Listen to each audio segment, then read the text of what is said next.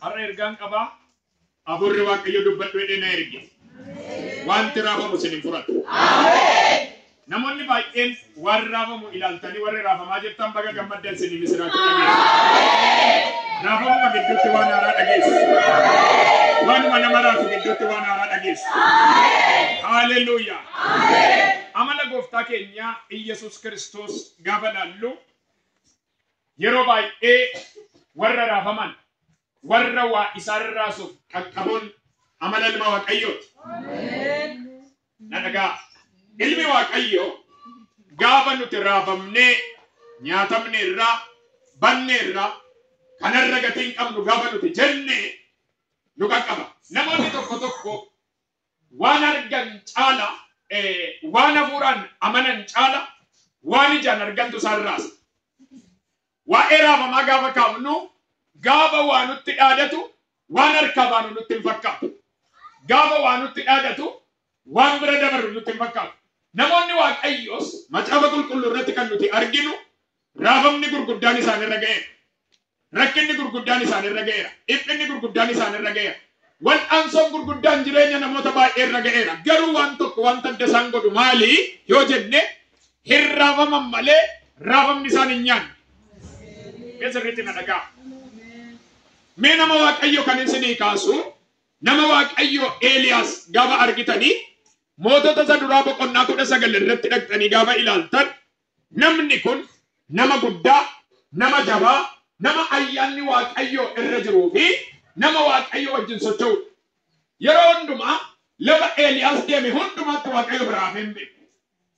Eeliyaas garuu mootota isa duraa boqonnaa 19 irratti gaafa dhaqxanii ilaaltan ትልቅ ነውጥ ደረሰበት። ይራበም በቃ ነው ማታየው ጅሮ የሮ tokko sirriiduma beentota ta'anii irraabamu hillulam wal anson jira mormiin jira kaleessan namoonni Waaqayyo raafamaniiru sodaataniiru raafamni jira lolli jira wal anson jira garuu waan taddanu godhu maali odduma raafamnutti nuti mo'icha qabu. Ameen. Merka kaasi sin eebbisa. Irraafamna malee hundeedhaan sin buqqisan jedha Waaqayyo. Siraatu malee hundee keenya warra hin kutan jedha Waaqayyo. Siraatu malee sin buqqisan jedha leenci yoo ta'u. Meeqan daqiiqa xiqqoo dubbatu irra dhagaa.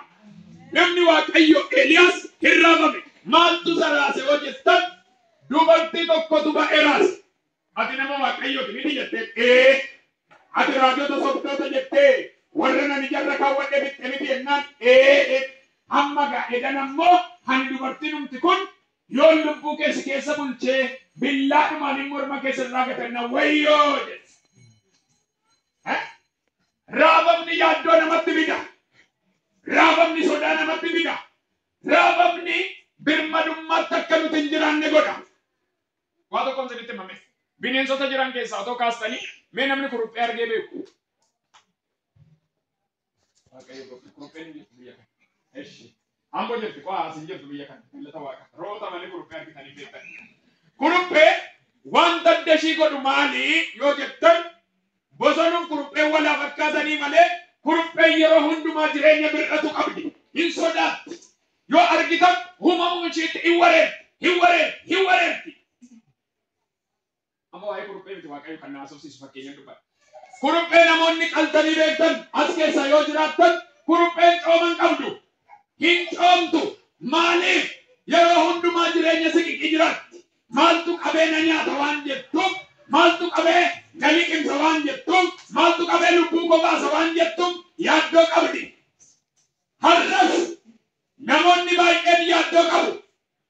Ganama ta'anii, galgala ta'anii yoomin du'a, yoomin bada, inni namarra ga'e yoom narra ga'a, inni biyyarra ga'e yoom narra ga'a jedhee namoonni baay'een siqiqiin jiraatu. Garuu Waaqayyo akkas naan jedha warra natti of kennaniif ani dhaabbadheen jira naan jedha. Yesuutuma dhagaye warra natti of kennaniif anatu wabii darba naan jedha Yesuus. Anatu wabii darba naan jedha Yesuus.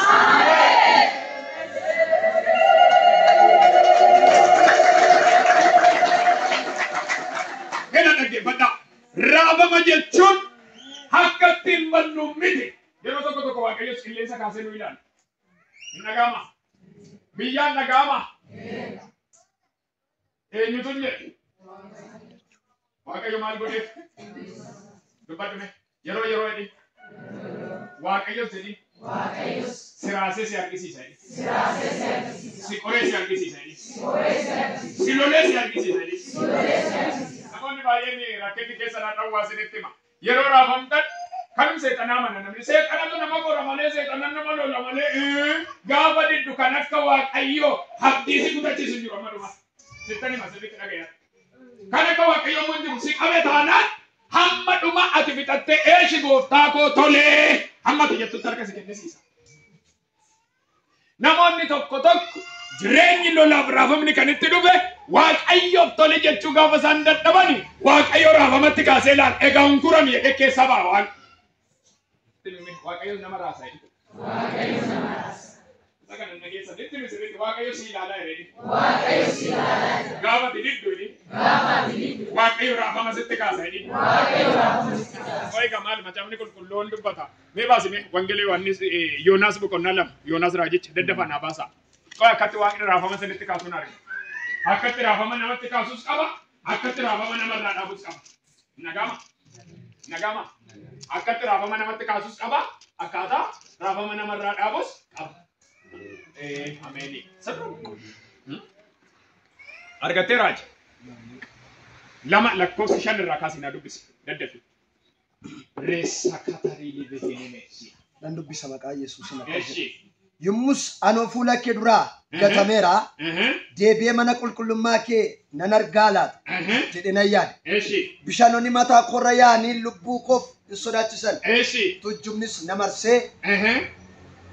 Marki bishaanii keessaas mataatti na maran. Yommus ani gara iddoo tullootaa gara biyya danqaraan isaa barabaraan anarratti cufameetti gadi nan bu'e. Ati garuu yaa Waaqayyo gooftaa koo boolla gadi fagoo sana keessaa fayyaatti ol labaaf. Yeroo lubbuun koo ana keessatti gaggabdeettis yaa Waaqayyo koo ani si yaadadhe.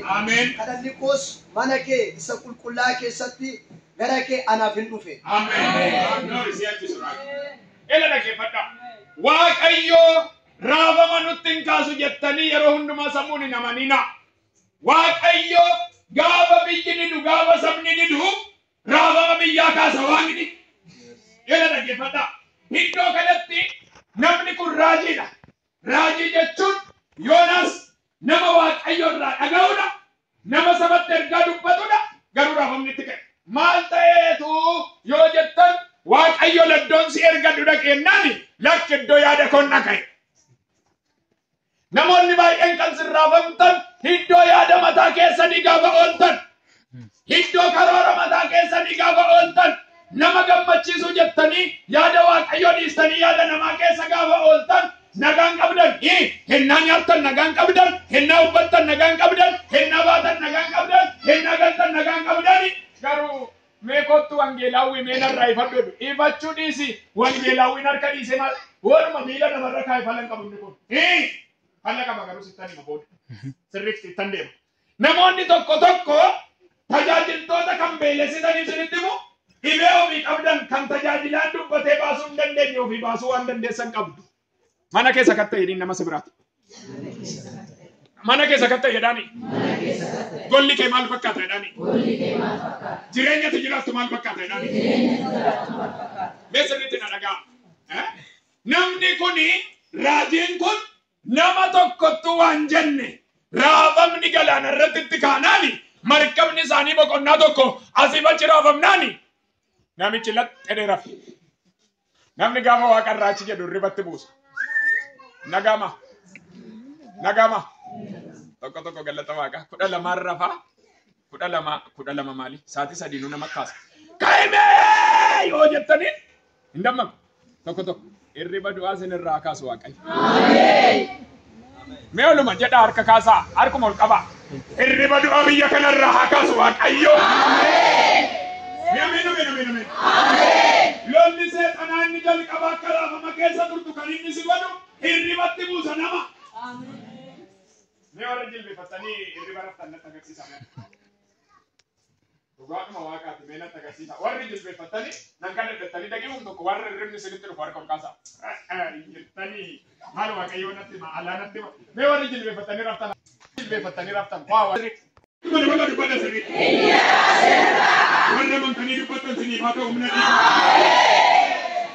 Kasa gara koo akkas naan jedha furri Waaqayyo.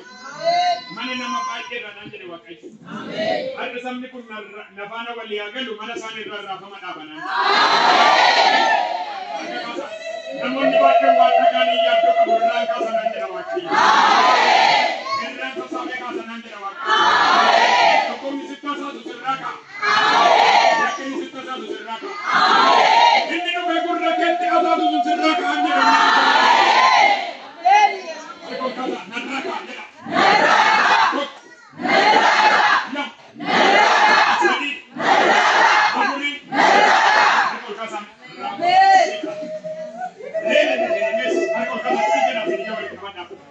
Leela ishiin isa akkasii kan godhumeera bara nan ba'u jetti kan namani waan baay'een harkanii kanaan booda maal jiraatti dukkaneesseera hin caraan amma nan arga otuma lallaboo sagalee waaqayyoo dhaggeennaa waraanu nan arga akka jedhan seetan itti cubeera qalbiidhaaf sagalee tokko maalan arga dhaqanii humna irratti haareessan humnan irratti haareeffadhe jedha kanaan booda barana qaxiin ishii kuta malee eessatti jiraatti nan arga irratti dhaadata ishiin isa akkasii ishinis maalan jiraadha jireenya maaliif jira barana du'uu goote kama kay kottu ton lallabuu dhagaa mura kottu sarani yus sarani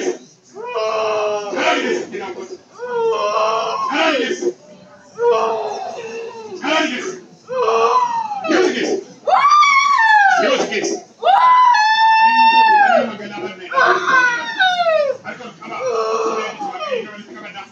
Nenar gamma se ci tocco, nenar che per il resto c'è ci sali che nani, il maratto che mi chiama te. Ana ci rammara c'è, ci tocco nenar che, ana ci rammara c'è. Ana ci rammara c'è, ana ci rammara c'è. Al cane dalle di sapule, nagati. Abdu. Io le scrivo da nenar che ci kana kadda.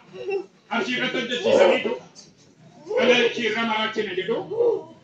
Lappee dhukkubbiidhaaf ishii goona jedhu lappee dhukkubsina biyyaa baafna hin maraachine jedhu halkan hirriban qabdu namni kun hirribni tasuma gara ishiin dhufu halkan guutuu akka nama machaa'e ta'aa bultu daa'ima qabdi akka nama machaa'e ta'aa bulti kan nama dhibu keessaa bakka du'uu kooti barana jetti dhiphina guddaa dhiphatti maallatti maburri qulqulluu kan biraa immoo naateef naasuu guddaa kanarraa kaasee atis hin duuta hidheetu yaada shittaasaa hin dhiphisa.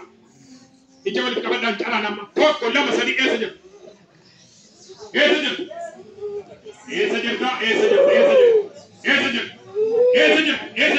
jirtu maqaa Yesuus?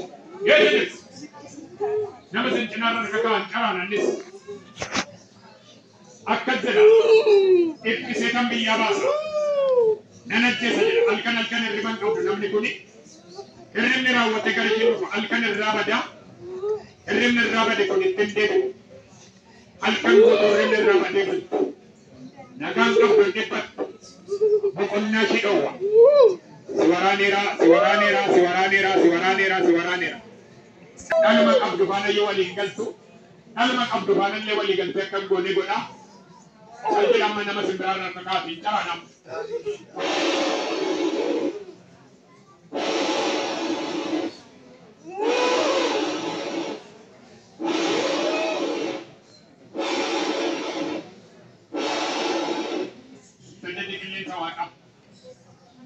Sarani, tokko, sarani lama, sarani sadii, sarani afur, sarani shan, sarani ja'a, sarani torba, sarani ja'a, sarani umera yeroofi, sarani yedi, sarani, dai, na ikoni sarani,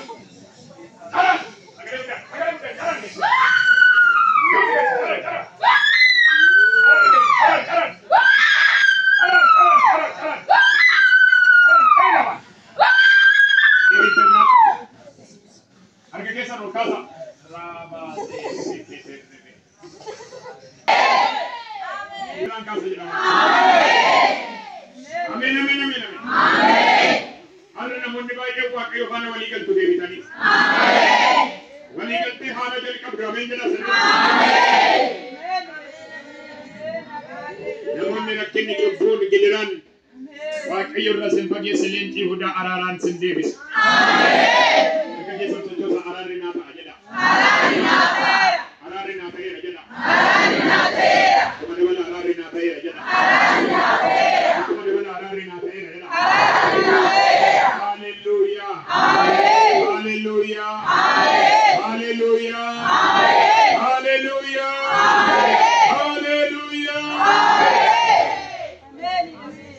Maaliif jedhee inni jalli qabaa raafama keessaa bahuudhaaf eenyu mana walii galu? Waaqayyo. Abdii sadii dubbadheen.